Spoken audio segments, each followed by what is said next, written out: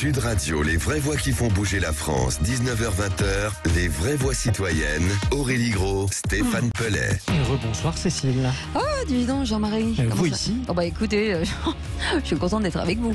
On vous souhaite la bienvenue. On vous souhaite la bienvenue dans les vraies voix citoyennes. Merci si vous êtes en vacances de nous écouter.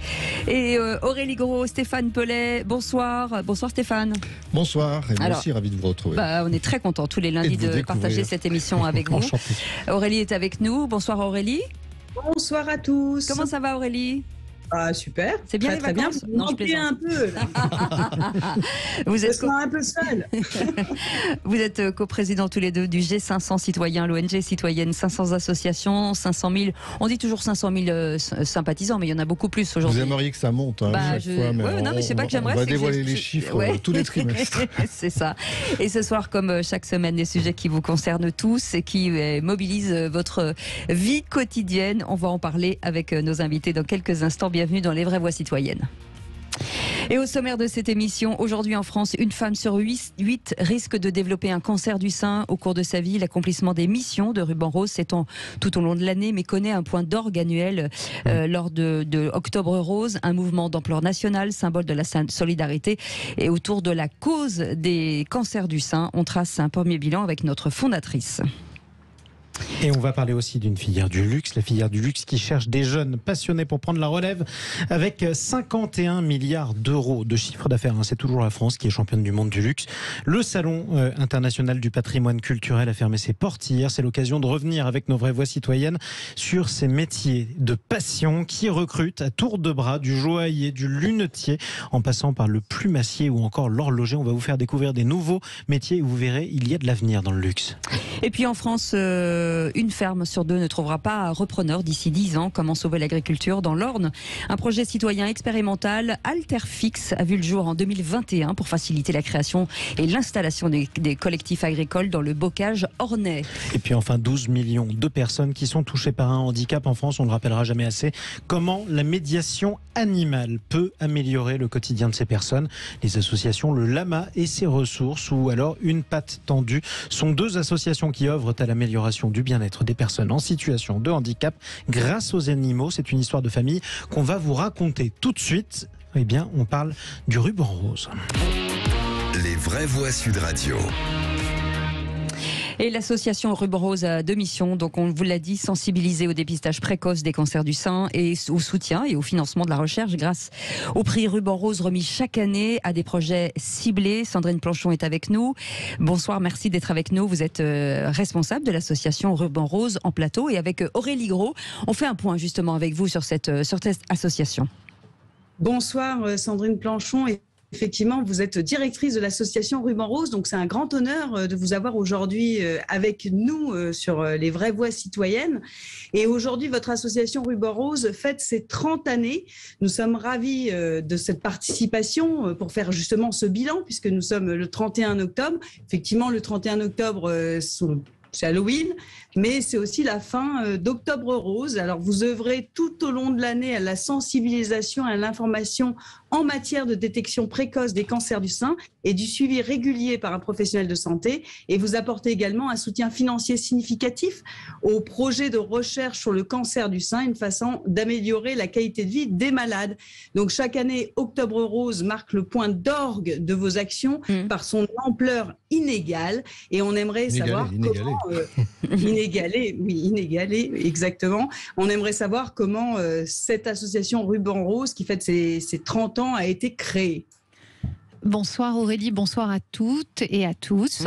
Merci de me recevoir pour faire encore plus rayonner en ce dernier jour du mois d'octobre, puisque c'est toute l'année, même si on a la chance d'avoir un mois consacré à cette lutte contre les cancers du sein. Alors on ne fête pas les 30 ans de l'association, on fête les 30 ans du symbole qu'est le ruban rose. Moi j'en ai un. Merci. Ce symbole, il a été créé donc il y a 30 ans aux États-Unis par une femme qui s'appelait Evelyn Lauder, qui était la belle-fille de Estée Lauder, la fondatrice du groupe du même nom. Cette Avec femme, le journal Marie-Claire.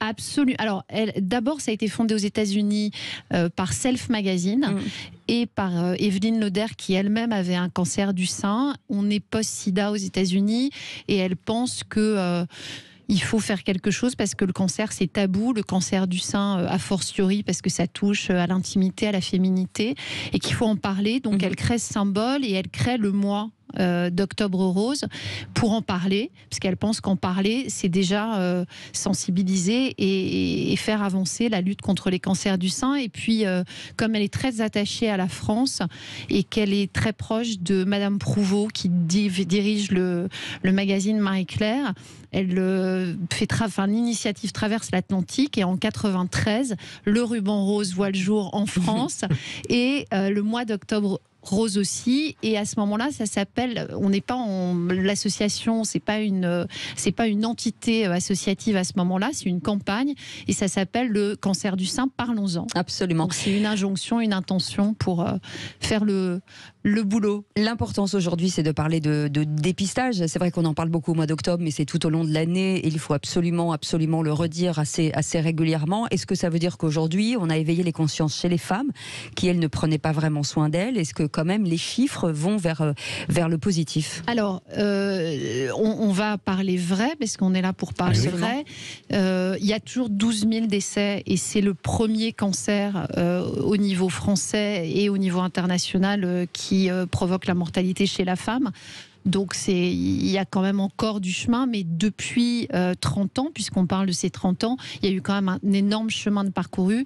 Il faut continuer, parce qu'il y a des femmes jeunes qui sont touchées. Vous parliez du lancement qu'on a fait à la Tour Eiffel. On a fait défiler 30 femmes qui étaient concernées, qui avaient été touchées ou qui étaient en traitement, et c'était de 24 à 74 ans.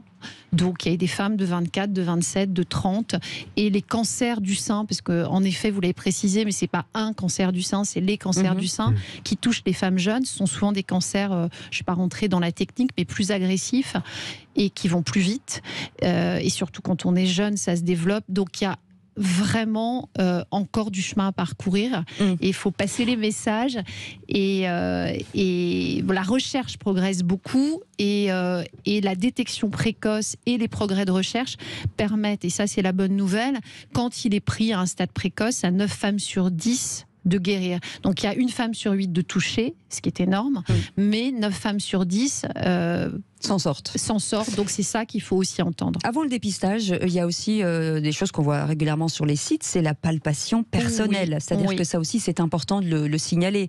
C'est-à-dire que quand on se lave, qu'on se met de la crème, il faut en profiter aussi à certains endroits, les aisselles, les seins, si on découvre une petite anomalie, c'est qu'il y a un petit truc. Alors, tout changement, anomalie, grosseur, écoulement, voilà, il faut absolument aller consulter. Alors l'autopalpation, c'est un geste gratuit, plutôt simple. Il y a des petits tutos. Je ne vais pas faire de la pub pour l'association, mais évidemment sur notre site cancerdusein.org, mais dans d'autres... Plein d'associations le relaient. Absolument. Et Jeune et Rose, avec lesquelles on travaille aussi main dans la main, fait un travail formidable là-dessus. Il faut le faire tous les mois si possible, et ça ne dispense pas néanmoins d'aller chez un professionnel de santé, qu'il soit gynécologue, médecin généraliste ou sage-femme, parce qu'on ne parle pas beaucoup des sages-femmes, mais elles font ça aussi très bien. Stéphane Pellet, peut-être. Non, c'est Aurélie, je pense. Ah, c'est Aurélie. Prendre la parole, je la vois lever le doigt. Ah, je ne l'ai pas vu, lever le doigt. Aurélie. Non, mais Octobre Rose, c'est vrai, trouve un engouement autour de toutes les villes, de tous les villages de France, et autour de cette grande cause pendant tout le mois d'octobre, avec un maillage associatif, une solidarité très très forte. Est-ce que vous êtes satisfaite cette année de la manière dont ce mouvement se déploie sur tout le territoire? Je suis non seulement fière, mais je suis surtout fière de ce qui est fait partout sur le territoire, et de voir que des petits villages aux villes moyennes, aux grandes villes, on voit des villes roses, des façades éclairées, des parapluies suspendus, des ballons. Oui, parce que tout le monde s'y met, hein. Les entreprises, les communes, absolument. C'est des initiatives, et c'est ça l'écosystème qui fait qu'on lutte contre le cancer du sein et qu'on passe les messages. C'est qu'en effet, ça va de la vente de gâteaux à l'événement sportif, à la visibilité possibilités qu'on peut donner. Donc c'est assez génial. Et puis la montée de la RSE dans les entreprises. La responsabilité sociale des entreprises. Absolument.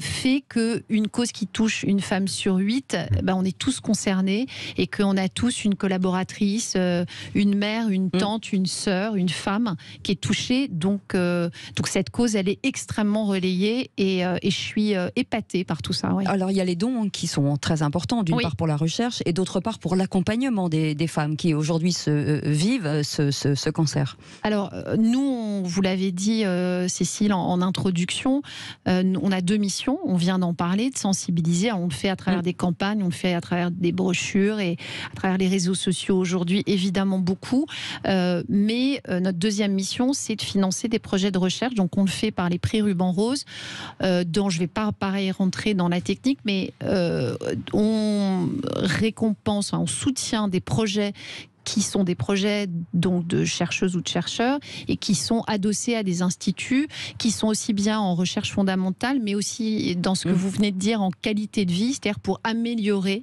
et ça c'est quelque chose donc fondamental. Absolument, c'est essentiel parce qu'on a des associations qui font ça et on s'est rendu compte qu'il y avait un besoin de la part des associations.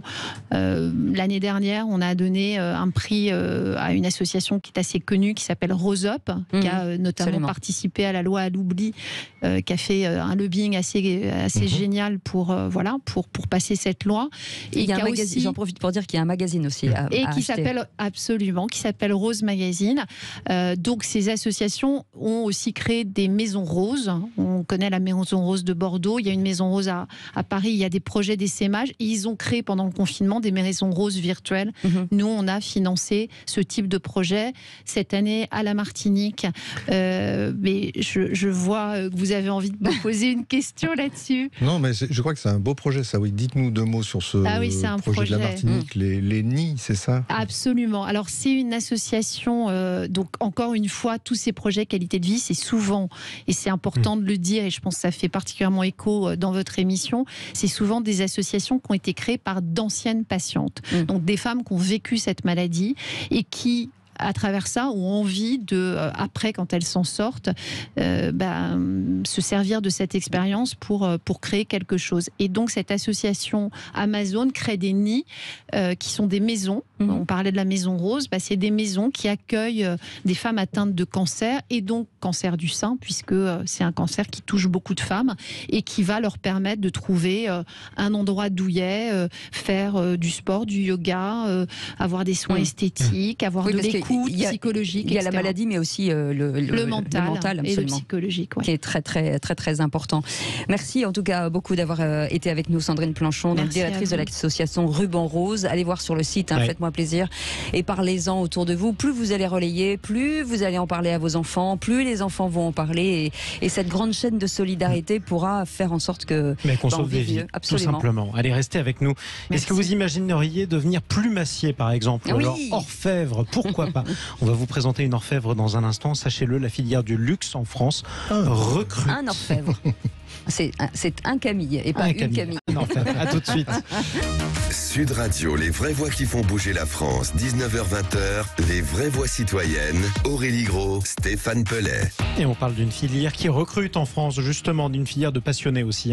Alors que le Salon international du patrimoine culturel a fermé ses portes hier, découvrons comment ces métiers passion recrutent à tour de bras dans le luxe, notamment en France. On peut, on doit même, on devrait devenir joaillier, lunetier, plumassier ou encore horloger. Mais pour en parler, un orfèvre ce soir qu'on accueille sur Sud Radio avec plaisir. Camille Gras, bonsoir à vous. Bonsoir.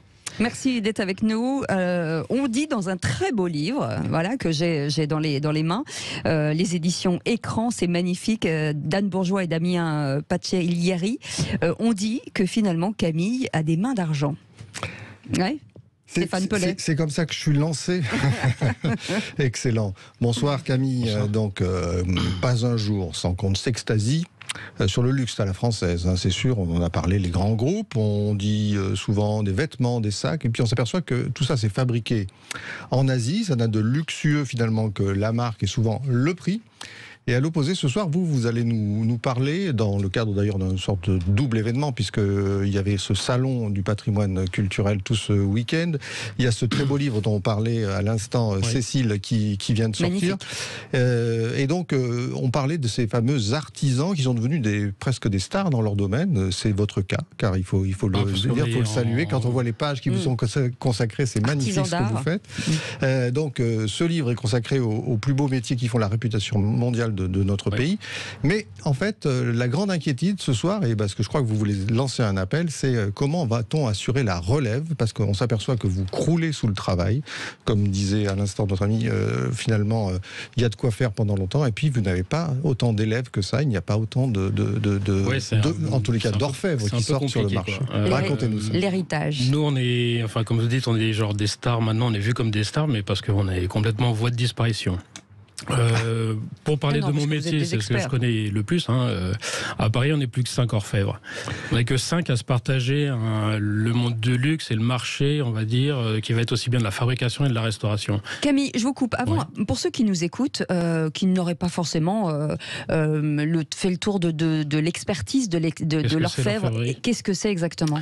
Alors oui, on ne fait pas de bijoux.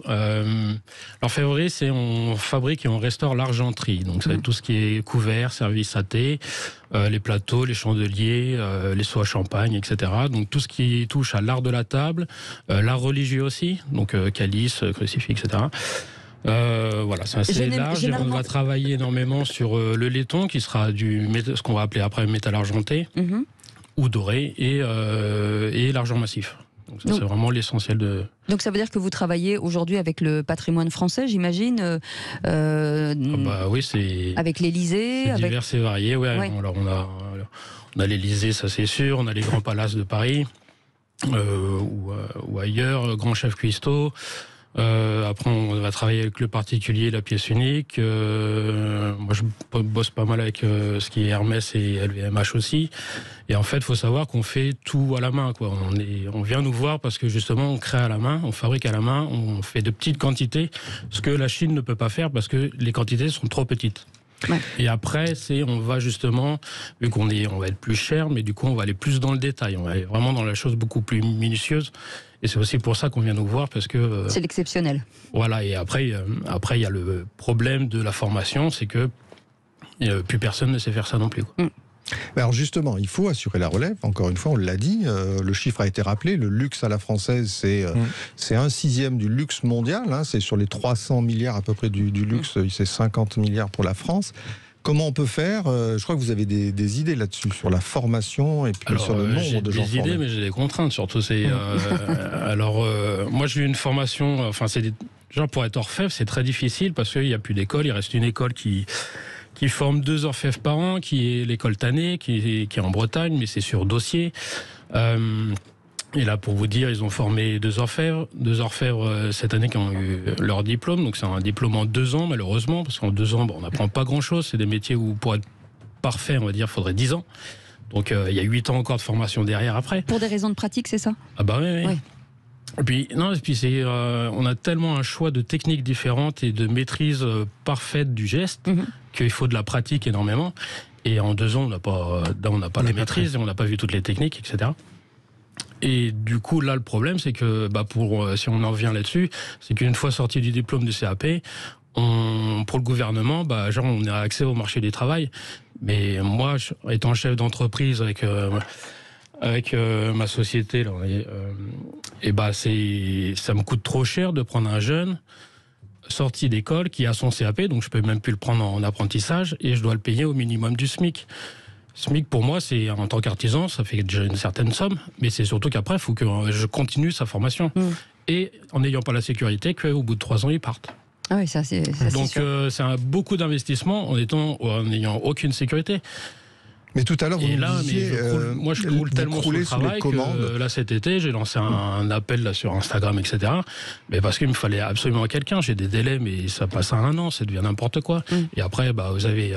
je travaille quand même à peu près 12 heures par jour. J'ai arrêté de travailler le samedi parce que j'ai des enfants.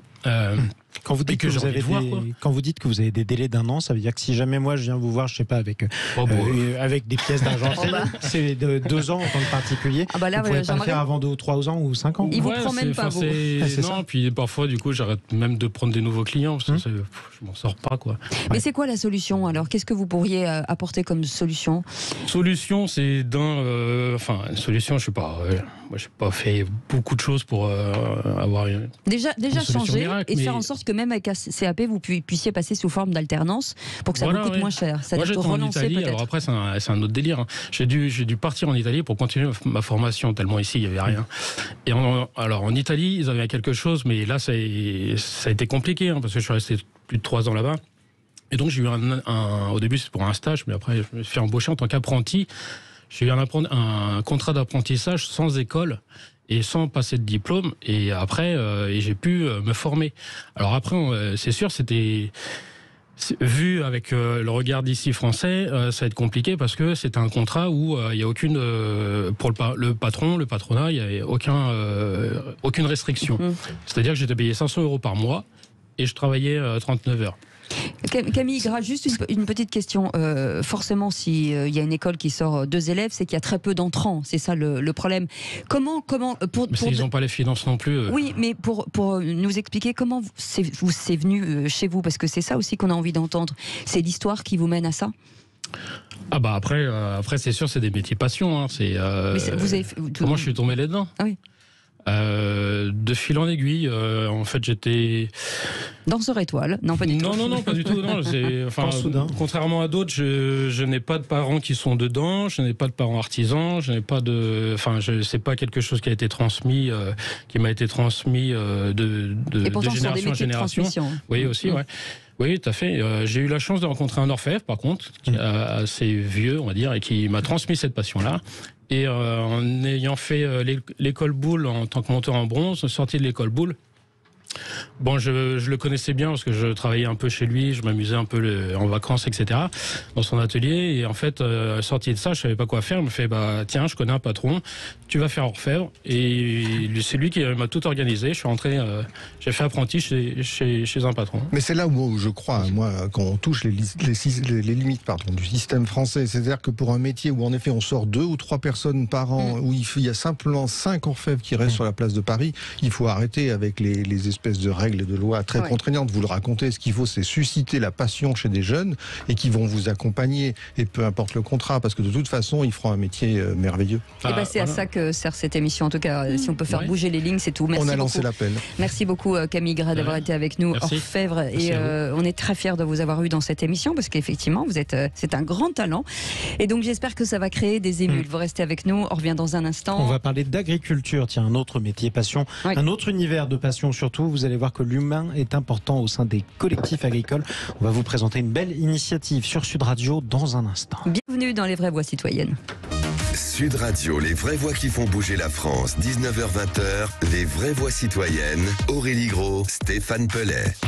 Vous aimez les gens qui s'engagent? Eh ben nous aussi, on les aime et on leur donne la parole tous les lundis avec Stéphane Pellet et Aurélie Gros pour les vraies voix citoyennes. Et on va évoquer l'agriculture. Absolument.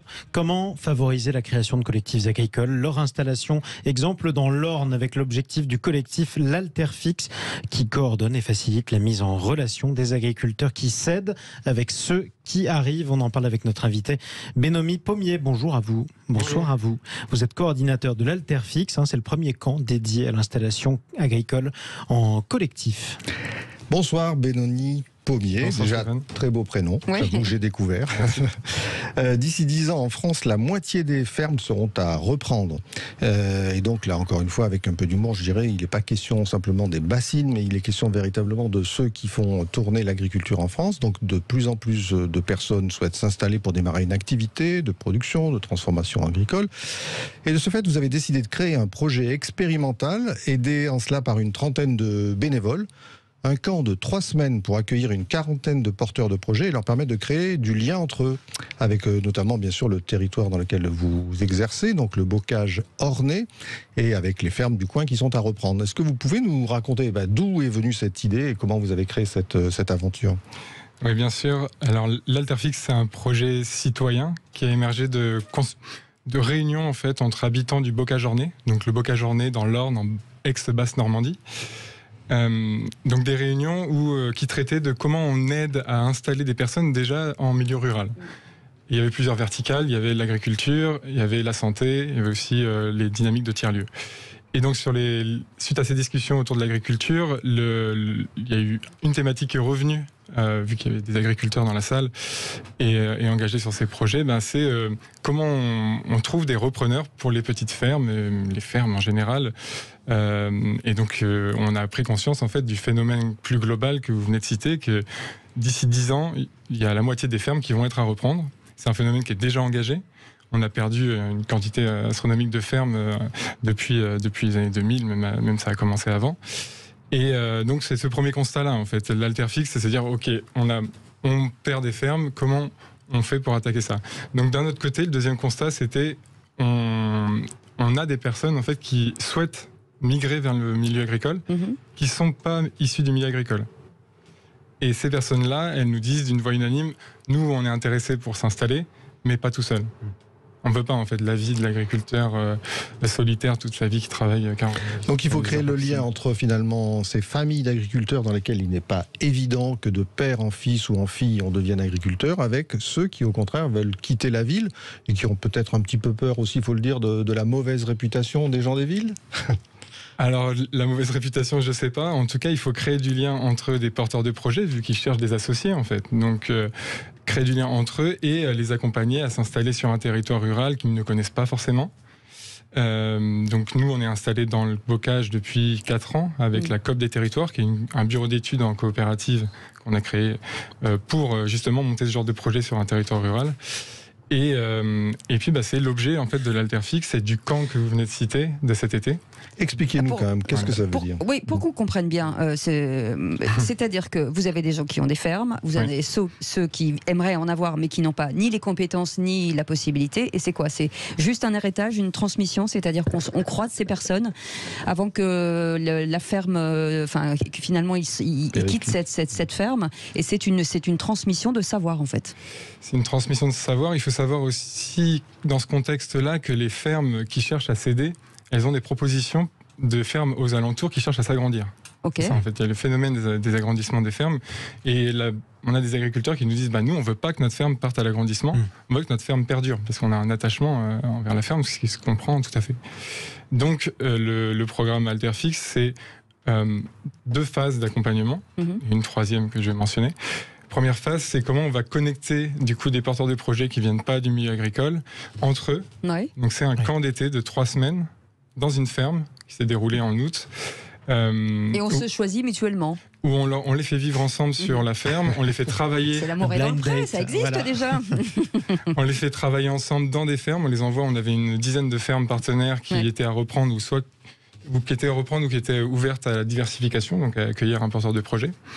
Et on fait venir aussi tous les partenaires de l'accompagnement, donc tout ce qui est le sujet de la transmission. On avait la SAFER, Terre de Liens, les CIVAM, le Crédit Mutuel aussi qui est venu intervenir pour avoir toutes les composantes d'un projet d'installation agricole.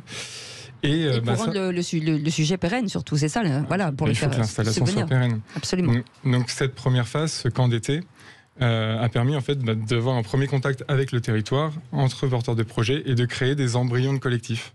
Et finalement, tous ces gens ce qu'on appelle les néo-ruraux, qui arrivent des villes et qui veulent reprendre des fermes ou en tout cas des exploitations agricoles, est-ce que c'est très féminin? Est-ce que c'est très jeune? Est-ce que c'est très masculin? Est-ce que finalement c'est assez large? Parce que c'est ça qui est intéressant aussi, de pérenniser avec une jeunesse qui se trouve peut-être encline à aller vers ces territoires. C'est une bonne question en vérité. Je vais la noter. On va l'encadrer. On avait un public, on avait 45 porteurs de projets qui sont venus cet été sur le camp et on était sur un public mixte. Il n'y avait pas de majorité de genre. Parce qu'il y a des reconversions professionnelles aussi. C'est plutôt ce genre de public en fait. Il faisait quoi on touche.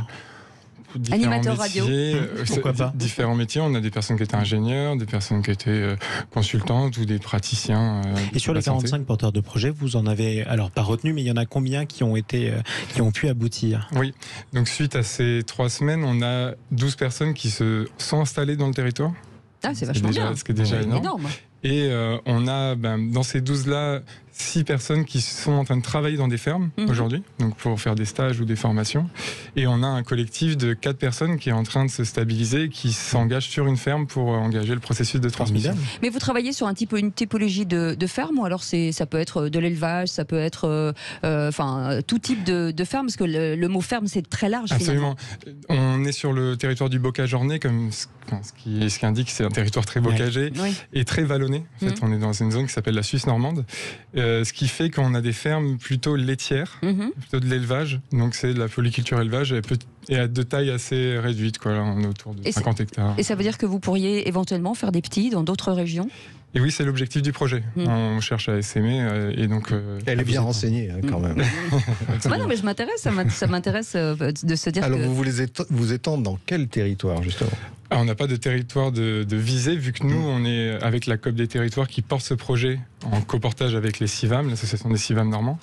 On est ancré sur notre territoire du bocage. Donc nous, on est vraiment pertinent, on connaît les acteurs de ce territoire-là. Par contre, on a des collectivités, comme une collectivité dans la Sarthe, qui nous contactent pour nous dire on a vu ce que vous avez fait, le problème, on le connaît bien, aidez-nous à monter ce genre de projet dans notre territoire. Alors vous avez des projets éventuellement quand même dans d'autres grandes régions, là je crois, Nouvelle-Aquitaine, Alsace. Vous pensez que ça sera aussi simple? Est-ce qu'il n'y a pas aussi un enjeu de taille? Parce que par exemple le bocage, ça permet plutôt des tailles pas trop importantes qui peuvent se transmettre. Dès qu'on est dans des grandes fermes, de grosses exploitations, c'est peut-être plus difficile, non? Des enjeux financiers énormes. C'est sûr que le problème de l'accès au foncier est un gros problème. On a notre partenaire Terre de Liens qui travaille là-dessus, donc qui achète des fermes et les met en location pour des personnes qui souhaitent s'installer. C'est un gros sujet pour nous et vous le mentionnez, effectivement, plus la ferme est grosse et plus ça va être compliqué pour les collectifs de s'installer. Donc ça, oui, ça va prendre en compte quand on veut essaimer ce genre d'initiative. Est-ce que les communes s'engagent? Est-ce que les maires, forcément qui sont toujours très proches des publics en tout cas, se rendent compte ou subventionnent ou vous aident ou vous appellent en disant chez nous, effectivement, on a quelques fermes et il faut vraiment que vous veniez chez nous, comme on fait avec les centres-villes, en disant là on a besoin de commerce, on a besoin de ci, on a besoin de ça, et on est en train de perdre ce qui permet aussi, avec le circuit court, de nourrir souvent les communes. On est contacté, comme je vous l'ai dit, là, par quelques collectivités. La COP des territoires travaille avec plusieurs collectivités du territoire, donc on est connu maintenant sur notre territoire d'action, et on est soutenu par la région Normandie via le dispositif européen FEADER pour ce projet-là. Donc, ce qui fait qu'on est financé sur 1 an et demi. Ce qui nous donne une certaine visibilité. Maintenant, le futur va nous dire si ça fait écho vraiment dans les autres régions et si on arrive à faire essaimer ce genre d'initiative. Mais payant. Déjà, il faut transformer sur notre territoire. Oui, c'est ça. Et qu'on puisse avoir déjà un socle pour comprendre. Est-ce que c'est payant pour qui, finalement? Ça coûte quoi? Et pour ceux qui nous écoutent en disant, voilà, j'ai envie de changer de métier, il faut que j'arrive avec un petit pécule, c'est quoi? Pour notre programme, on a une participation qui est demandée avec plusieurs niveaux. Donc sur le camp d'été qui sert à rencontrer d'autres porteurs de projets, à s'ancrer sur le territoire, on est sur des participations autour de 20 à 30 euros par jour pour couvrir la nourriture. Et sur la phase 2, du coup j'en ai pas encore parlé, mais c'est ce qu'on lance aujourd'hui. On lance la communication pour cette phase 2 qui va être de prendre des collectifs déjà formés ou en formation et les installer sur le territoire, les connecter avec les fermes, les accompagner, leur donner toutes les compétences techniques. Et donc là, on est sur une participation qui est plus élevée parce que c'est 5 week-ends en immersion qui est entre 400 et 600 euros. C'est prix libre pour que ce soit le plus accessible possible, entre 400 et 600 euros. Merci beaucoup d'avoir été avec nous. Collectif Stéphane Sud Radio va monter donc une ferme en Nouvelle-Aquitaine. Je ne sais pas si tu savais, Cécile. Non, je ne savais pas. Voilà, j'adore. Et voilà, un nouveau collectif qui s'installe. Si vous voulez qu'on vienne avec Jean-Marie Bordry, on sera très contents. Sauvons les fermes en tout cas. On va les reprendre. On va reprendre une ferme avec Cécile de Minibus. En tout cas, merci beaucoup. Merci à vous. Pour votre témoignage, parce que c'est quand même une initiative magnifique qui méritait d'être absolument soulignée. Restez avec nous. Et puis dans un instant, on va parler médiation animale, une association d'aide aux personnes en situation de handicap grâce aux animaux. Et ça, on adore ça, bien entendu. Ouais. Restez avec nous, on revient dans un instant avec Aurélie Gros, Stéphane Pellet et tous nos invités. C'est les vraies voix citoyennes. On souhaite la bienvenue sur Sud Radio. Et on peut dire qu'il faut bouger la France. Hein. Ouais. Je vous assure que Stéphane Pellet et Aurélie Gros, ils envoient du bois. Ils font tout ce qu'ils peuvent. Mais grave. Et ils le font et il se passe des choses. Et grâce à eux, cette émission existe, les vraies voix citoyennes. On est ravis en tout cas de partager cette émission avec eux. Et on va parler médiation animale. Absolument, la médiation animale basée sur l'attrait que l'animal exerce auprès des personnes fragiles et sur sa capacité à les stimuler. On en parle avec nos invités, notre invité Manon Barbero. Bonsoir à vous. Vous représentez les associations Le Lama et ses ressources, une autre association aussi, Une patte tendue. Ce sont des associations qui sont toutes les deux situées en Essonne, où vous écoutez Sud Radio sur le 99.9. Est-ce que vous êtes avec nous, Manon ? Manon, bonsoir. On entend un oui. Oui, timide. On l'a entendu. Bienvenue Manon. Aurélie Gros, c'est une association, en tout cas la médiation animale pour vous. Vous adorez ça, je crois. Oui. Et là, l'histoire est assez exceptionnelle puisqu'on a deux associations, effectivement, Le Lama et ses ressources, qui a été créée en 2016 par Isabelle. Et c'est une histoire de famille, on dira telle mère, telle fille. Et on a l'association Une patte tendue, qui a été créée donc par sa fille, Manon, qui est avec nous aujourd'hui et qui s'occupe plus d'éduquer des chiens d'assistance pour les remettre aux personnes en situation de handicap, plutôt sourdes et malentendantes. Alors il y a les chiens écouteurs, oui, et aux enfants en situation de handicap, les chiens d'éveil.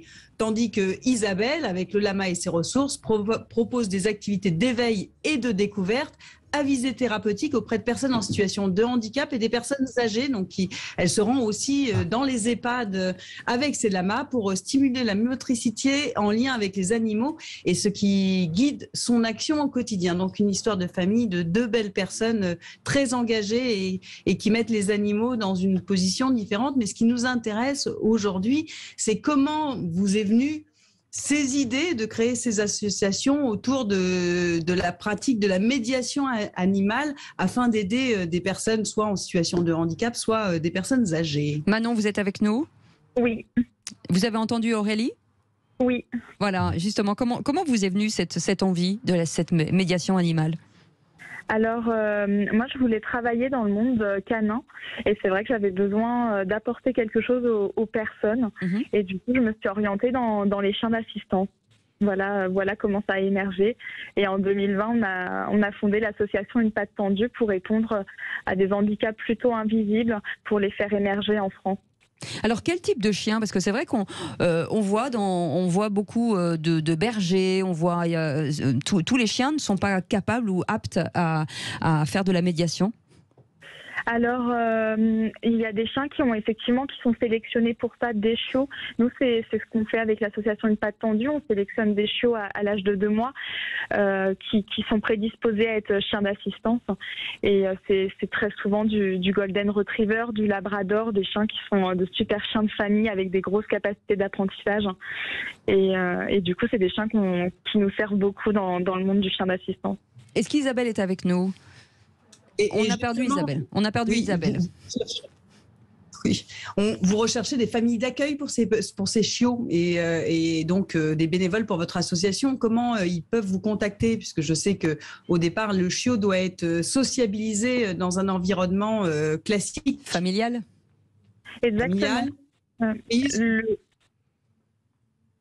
On vous écoute, Manon. Le chiot, à l'âge de 2 mois, effectivement, on le place au sein d'une famille d'accueil bénévole qui va s'accompagner de son chien au quotidien. Donc, elle va l'emmener sur son lieu de travail, elle va l'emmener dans tous ses déplacements au quotidien. Grâce à sa petite cape, le chien a le droit de rentrer dans tous les commerces. C'est génial.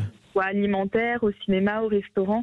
Donc on cherche vraiment des familles dynamiques pour socialiser le plus possible nos chiots à l'environnement pour qu'on ait des chiots sereins à l'âge d'1 an et qui en feront de super chiens d'assistance. Manon, quand on parle de médiation animale, dans quel cadre exactement vous intervenez? Parce que nous on connaît forcément les chiens d'aveugles, on connaît les chiens d'accompagnement, mais on se dit souvent que des enfants ou des personnes fragiles, l'animal a tendance à calmer ces personnes fragiles. Exactement. Alors nous, on intervient principalement sur les personnes atteintes de surdité, donc sourds ou malentendants, ce qu'on appelle le chien écouteur, qui va signaler tous les sons émis dans l'environnement de la personne, qui va également rassurer la personne dans tous les lieux publics, parce qu'elle est surprise au quotidien par des mouvements, par des sons qu'elle ne perçoit pas. Donc le chien, il a un gros rôle de soutien émotionnel, et on remet également des chiens à des enfants en situation de handicap ou polyhandicap, donc principalement des difficultés similaire à l'autisme. Et du coup, c'est ce qu'on appelle le chien d'éveil qui va apporter vraiment un soutien émotionnel à l'enfant, qui va lui permettre de s'éveiller, aussi de créer des liens sociaux parce que c'est très compliqué pour eux. Et le chien va l'accompagner vraiment dans tout ça. Bon, on a retrouvé Isabelle. Isabelle, vous êtes avec nous ? Oui, c'est bon. Merci. Ah, bonsoir Isabelle. Alors, désolée, ouais. Mais non, mais c'est la technique, vous savez, c'est toujours très compliqué. Aurélie Gros voulait vous poser des questions. Bonsoir Isabelle, je voulais vous remercier déjà d'être parmi nous aujourd'hui et l'idée que vous avez développée avec vos 8 lamas et 2 alpagas, si je ne me trompe pas, et pour pratiquer la médiation animale, je les connais en plus, c'est vrai que ça détend énormément. Et en situation de handicap, comment vous est venue cette idée, en fin de compte, de faire venir des lamas, des alpagas en Essonne et de vous déplacer dans les EHPAD, de vous déplacer dans les hôpitaux auprès des personnes handicapées? Comment vous faites et comment cette idée est venue? Voilà. Alors l'idée est venue de mon mari il y a quelques années où il voulait avoir un lama et un alpaga pour nettoyer le sous-bois, et on a un parcours de pêche à la mouche, donc un peu de nettoyage sur 2 hectares. Et voilà, l'idée est venue comme ça, et moi il fallait que j'aille absolument en formation pour pouvoir les comprendre et les éduquer, juste simplement pour les soigner au cas où. Et puis la belle aventure a commencé, j'étais soignante à l'hôpital également. Et de fil en aiguille, on a commencé à faire des petites promenades avec le particulier. Et j'ai vite compris les interactions qui se pour des animaux avec des gens qui venaient en situation de handicap, et ce que ça pouvait provoquer comme belles émotions autour de ces personnes. Mais quelles sont les facultés? Quelles sont les facultés finalement du lama? Est-ce qu'ils ont une faculté naturelle, ou c'est juste en fait le travail que vous leur faites faire qui pourrait être le cas avec plein d'autres animaux? Naturellement, le lama, il va venir sentir la personne, et puis il y a cette douceur de laine où il va provoquer les émotions. Et du coup, les personnes vont venir commencer à caresser le lama, et là, les interactions commencent en fait. C'est attendrissant en fait. Ouais. Vous savez qu'ici à Sud Radio, on a fait rentrer un cheval. Absolument. Qui était à votre place, Camille. Et un cheval qui effectivement rentrait dans les EHPAD, et rentrait dans les chambres et dans les hôpitaux pour ce lien justement avec l'animal. Où finalement, Isabelle, quand on est face à un animal, on oublie sa maladie, on oublie ses douleurs, et on communique avec l'animal. On valorise les personnes aussi. Moi, en fait, l'idée, c'était vraiment de les accueillir sur le site pour pouvoir en fait les sortir de leur institut. On a perdu. Pardon. Oh non, vous avez perdu Isabelle. Allez-y, on vous écoute, pardon. L'idée, c'était vraiment de les accueillir sur site afin de sortir les personnes des instituts, qui puissent pique-niquer et venir faire une petite promenade avec les lamas. En fait, j'ai une quinzaine d'obstacles, donc on va les valoriser, ils vont conduire le lama, ou les brosser, ou donner à manger simplement, selon aussi les capacités de chacun. On peut aussi, sur les fauteuils roulants, amener le lama dans le cou des résidents, et en fait, on va créer beaucoup d'émotions. Isabelle, Manon, Aurélie, comme moi, aurait pu dire la même chose. Vous avez besoin d'être aidé, ou ce soir autour de la table, Il y a beaucoup de monde qui connaît du monde, c'est le cas de le dire. Votre association vit de dons, a besoin d'argent parce que vous estimez, je crois, à 25 000 euros le coût d'un chien d'assistance. Est-ce que vous pouvez nous redire où on peut vous... Et puis on retrouvera tout ça bien sûr sur les différents sites de la chaîne, notamment Sud Radio, mais où est-ce qu'on peut vous aider? Quels sont les noms de vos associations respectives? On va vous aider. Allez, vous nous entendez? Oui. Donc c'est une patte tendue, ça c'est pour les chiens, on est d'accord. Vous êtes avec nous? Exactement. On peut nous retrouver sur tous les réseaux sociaux, sur notre site internet, il y a les dons qui sont en ligne. Et également sur la plateforme Hello Asso qui permet de récolter également des fonds pour nos projets. En tout cas, c'est un très beau couple, mère-fille dans l'engagement, et on vous félicite parce que c'est vrai que c'est un travail qui est très important pour toutes ces personnes qui sont sujettes à un handicap. 12 millions de Français aujourd'hui, et on parle assez peu de handicap. Absolument. On parle assez peu des aidants aussi autour, et c'est vrai que la médiation animale fait un travail exceptionnel, extraordinaire. Merci beaucoup en tout cas d'avoir été avec nous. Merci beaucoup Stéphane Pellet, merci beaucoup Aurélie Gros, merci à tous nos invités formidables que vous pouvez réécouter bien sûr sans modération sur tous nos réseaux sociaux. Et sudradio.fr. À demain Cécile, à 17h, les vraies voix dans un instant. Le Loft. Renan Luce dans le Loft Musique Sud Radio, d'Yvan Cujous. Belle soirée sur Sud Radio. À demain, salut.